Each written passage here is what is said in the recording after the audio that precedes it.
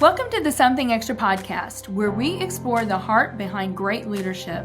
I'm Lisa Nichols, your host and the CEO of Technology Partners. Last year brought so many meaningful conversations. We talked with Jay Chung about redefining success in service. Yvonne Carlson shared how to lead teams with clarity in seasons of change.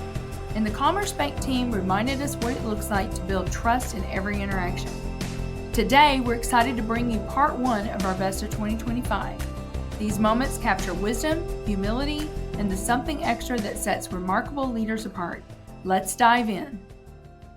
In our first clip, Jay Chung, a partner at Bespoke Compass, shares a powerful message on how to surrender fear, shame, and guilt to find restoration in God's unconditional love.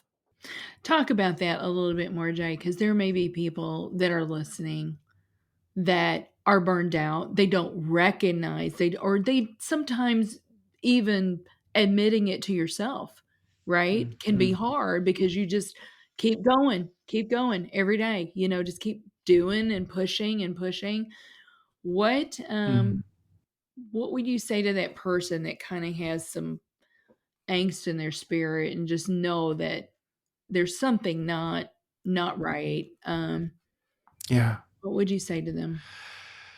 If that person was sitting right in front of me, I would say, hey, brother, hey, sister, I've been there, where fear, shame, and guilt is literally eating my soul into pieces, ripping it apart.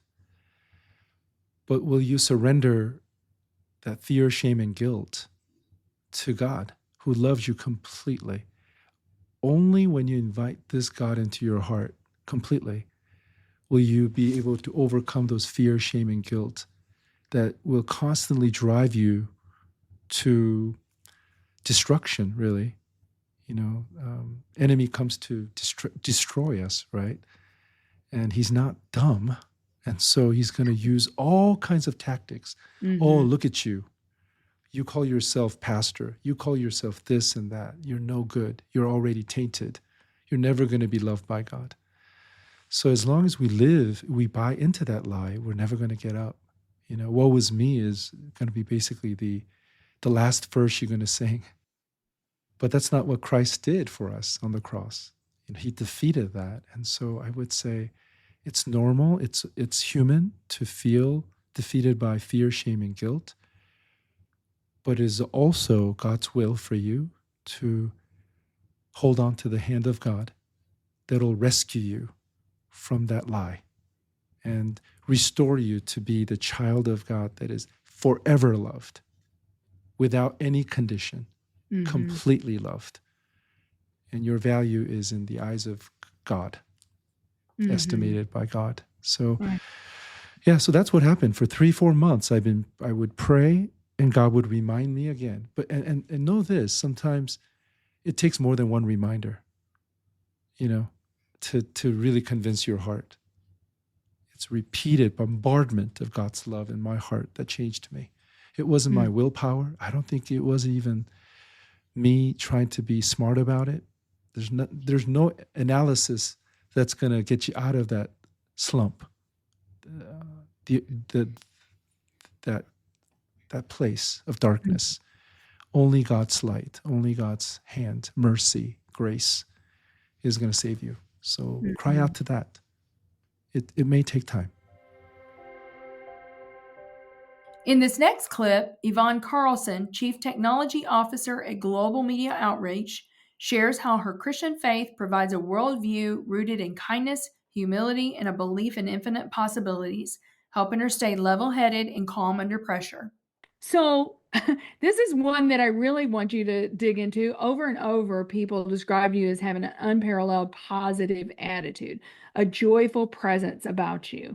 Are these your superpowers? And where does this come from? I don't know if I would say superpower, but I would say outlook. But that is really rooted in my worldview. So as a Christian, as a believer, it's really important for me to show up in the workplace in a way that reflects my faith. So, being kind, being considerate. I think positivity is part of that, and that you choose to believe the best in other people. And I think, and this is a challenge in tech, because tech is usually, well, I'll say it, the scapegoat, right? You find Yes. yourself in those Blame awkward it on the conversations, tech. right? And Yes.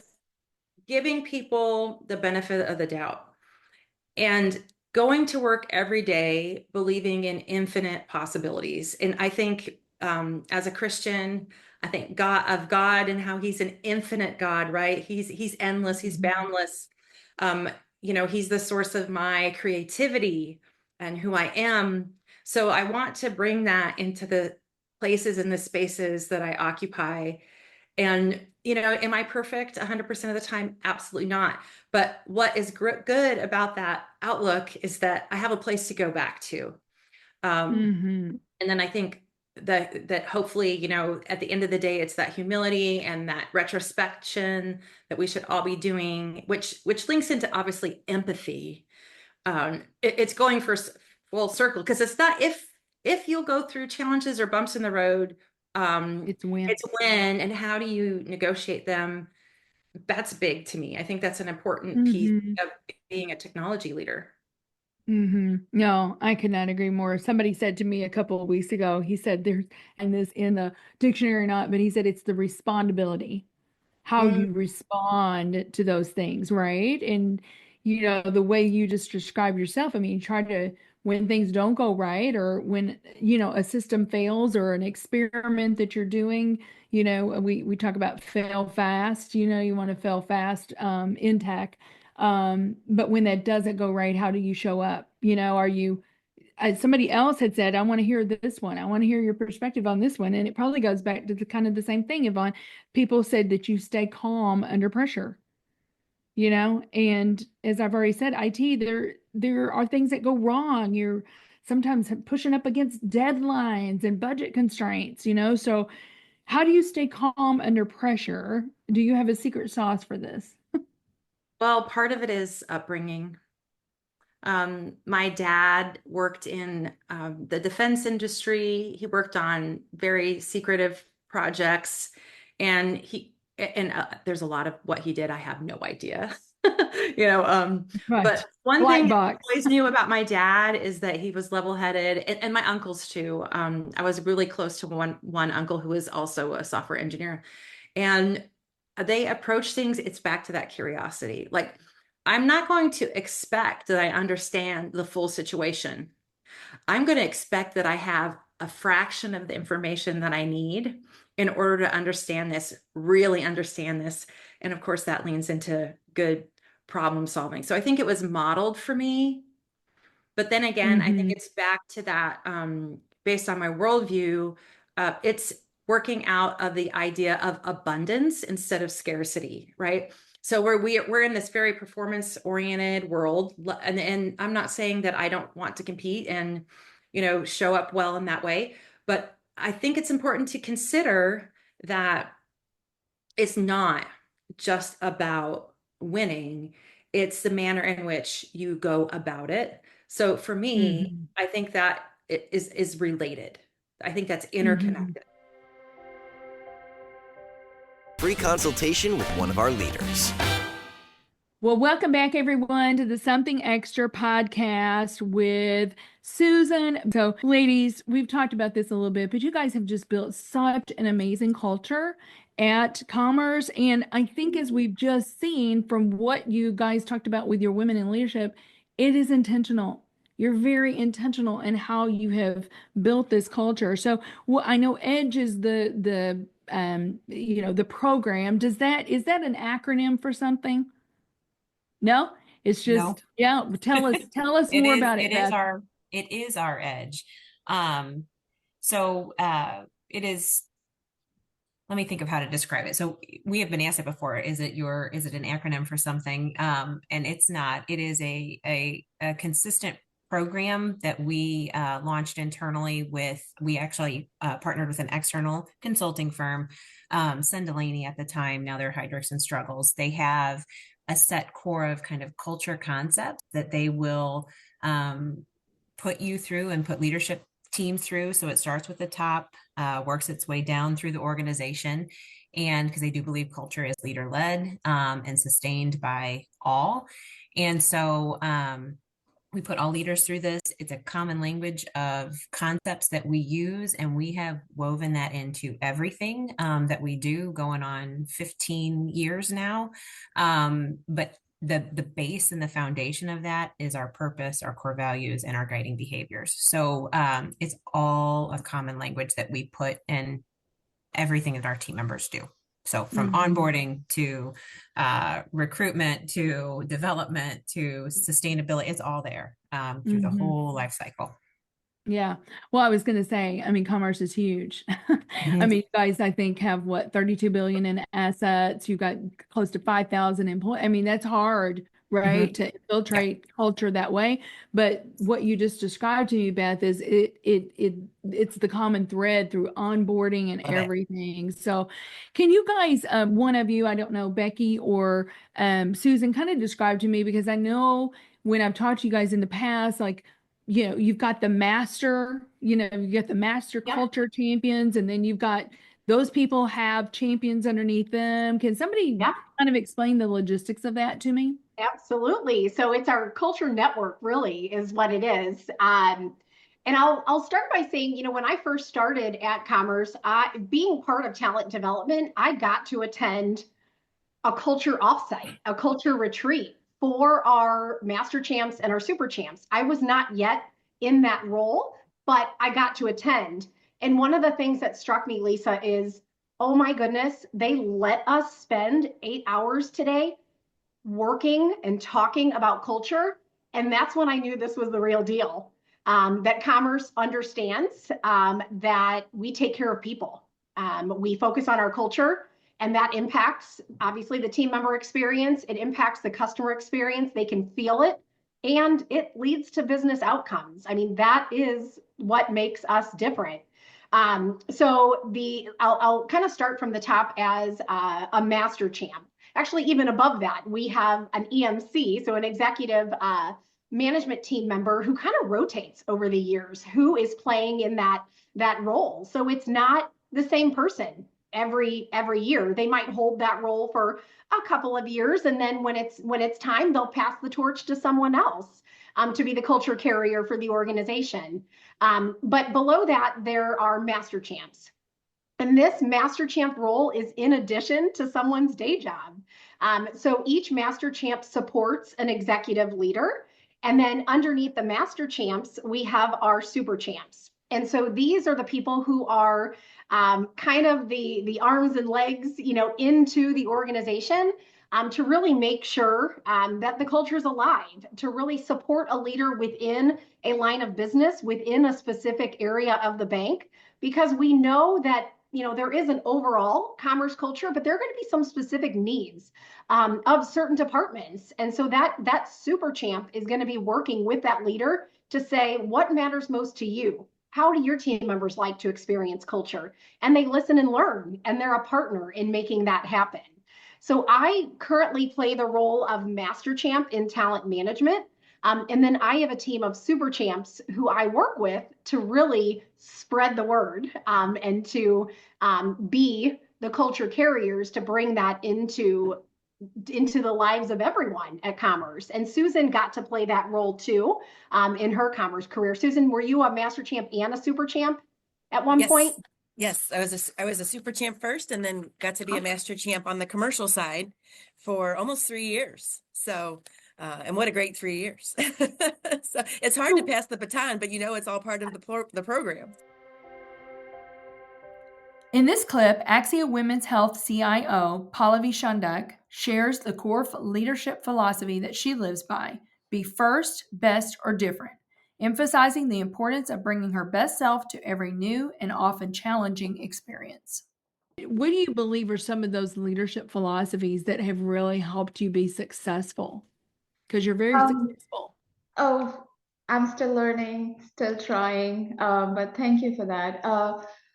So my principles, I think they're leadership principles, but they're also life principles. I mentioned one, which was to be first, best, or different. it's not it's I learned it from a leader that I came across as soon as I moved to St. Louis. I admire him even today. I follow him, and he said this, and it stuck with me because it resonated with my own journey. And also the fact that every time in your leadership journey, there's always going to be a first.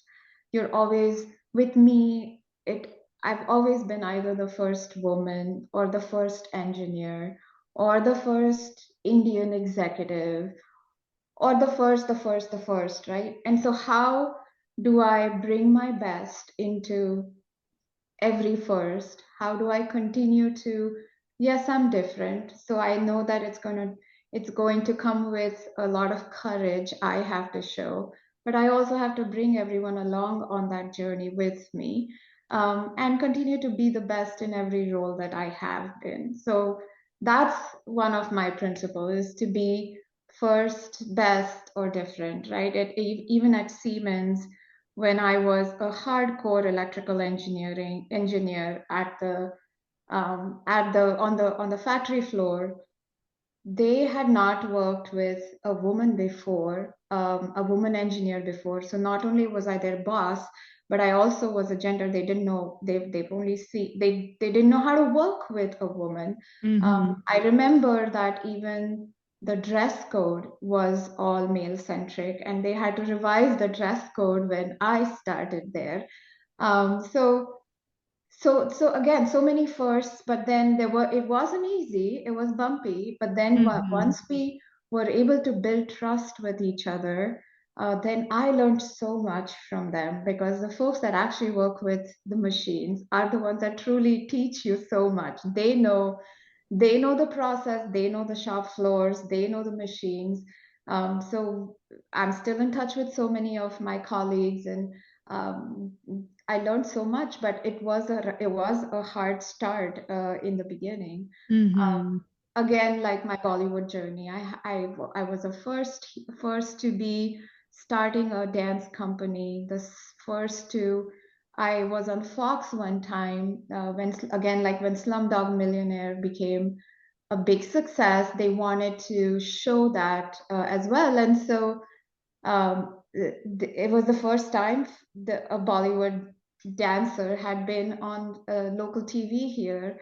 So I had to then think about, how do I translate Bollywood to St. Louis, and the St. Louis audience. So, but it was, I worked hard. We became the best school that we had in town. We became a big company, and so on. So I can the best. I always love it. I just love so it. be first, best, or different. And then another philosophy principle is reward is the journey. For me, it's never been about the destination, never been about the finish line, if you would. But it's always been the thrill of being part of the race. Every connection, every friendship, every experience has been a gift. No matter what role I have been in, I want to savor every moment of the role, give my best, and not really think about what's the end game here, and just focus on the journey, and that's the true reward. So to me, I think those are some of the principles I live by. There are a few others, but those might be the common theme of my leadership journey. In April, I got to sit down with Dave Peacock, CEO of Advantage Solutions. In this clip, he defines his aspirational leadership style using the acronym PAUPI, which stands for Pause, Awareness, Patience, and Intentionality. What would you say, Dave? I mean, I could put words in your mouth, but I want to hear it from you. I think I know, but what would you say your leadership style is? Well, I have the leadership style I aspire to, and so and you can appreciate this more than anybody. I'm in a couple of Bible studies outside of even CAO Forum, and I always say the best leadership book in the world is the Bible. Just read it, and even for those who have a different belief system, and you just look at it as stories, there is no better leadership book. And Ecclesiastes is a great example of that. But we do a word every year that we work on. And a good friend of mine started using acronyms because it's cheating. And so my word for this year, I think it really does wrap up kind of how I want to lead. As I've been in this role 2 years, I was much more thoughtful around it. And it's poppy. And there was, well, that's a weird word, right? It's a Spanish word for father, but it also is an acronym with pause, awareness, patience, and intentionality. And so many times we don't, and I funnel into this all the time. You're just so busy in the action in the moment. Sometimes you just, when things are going on, you need to take a pause, make sure you're really aware of and coming from curious around what's going on. Why is this happening? Why is this person doing this? Or why is this situation occurring? Be patient sometimes as far as how you're going to respond, because sometimes it's letting things come to you and leveraging your faith a little bit that, things can in ways work out, but also being intentional when you take action and convicted around it. So that is something I've been thinking about quite a bit this year. As far as how I want to lead. But, if I had to boil it down to one word, I'd say it's intentionality. And that's trying to live every day and lead with intention. As far as, I pray briefly before meetings. I do things to be really intentional in the moment as much as possible. Because I think people deserve that. Our next clip features Matt Granados, CEO and founder of LifePulse, and his wife Maria, executive director and founder of the Take Part Foundation, detailing their commitment to intentionality through a monthly life date philosophy. So, how do you keep your marriage strong? Just good life. As you are co-laboring together, right? And you're working together on these initiatives. We get asked that question a lot. So I'm going to ask you two, how do you do that? How do you manage? Well, we've done it wrong and we've done it right. I think. And so it's a constant learning. And now, like, we haven't been in the married game. We'll be coming up on 10 years, I think. And it's been a journey. But for us, like Matt mentioned, it's the intentionality. We had something cheesy that we did since we were dating called Life Date. And so every month we knew we had this fun date coming up, and we made ourselves make a reservation, even if it wasn't a fancy restaurant for that month. We made ourselves buy each other a little gift, and sometimes it was like a $5 gift. One time it was a car, right? Like, we've done crazy stuff, but like, we wrote a card like by hand, and every time we get asked by the waiter or waitress, like, what are you celebrating? And we're like, just life. But at that dinner, we weren't allowed to solve any problems for each other. We weren't allowed to but we were just allowed to hear each other out and see how we're doing across the board, and just have really good, fruitful conversation. And I know that sounds silly to some people to kind of be so scheduled out like that, but it actually was like very relieving to someone like us who has so much like going on. Like, you understand when you're running a business and you have kids, it starts to get kind of overwhelming, but gave us something to look forward to. And then knowing that there would be a gift, that I have to get that month, and made me think about Matt when I was out and about, or I was browsing my phone, or like, what can I do to think of him and to honor him? So being really intentional about our relationship, our dating life, no matter what. Yeah. And I think that kind of, at first it was like, okay, but it became a norm for us, so much so that when like the couple months, like I think even during COVID, we had to get creative, like, because we had our kids home, all this kind of stuff. Do we have a date night in? We'll order in, we'll make sure the kids are asleep. We want to have a full blown date though. Like, so I think it's just that idea of, we are so intentional about work. We're so intentional about fitness. We're so intentional about all these other things that we ought to give the intention to the most important relationship in our life. I think the other structure that we put, if you haven't learned by yet now, we experience stuff, we build a structure, we test it against our family to make sure it works, then we offer it to our clients.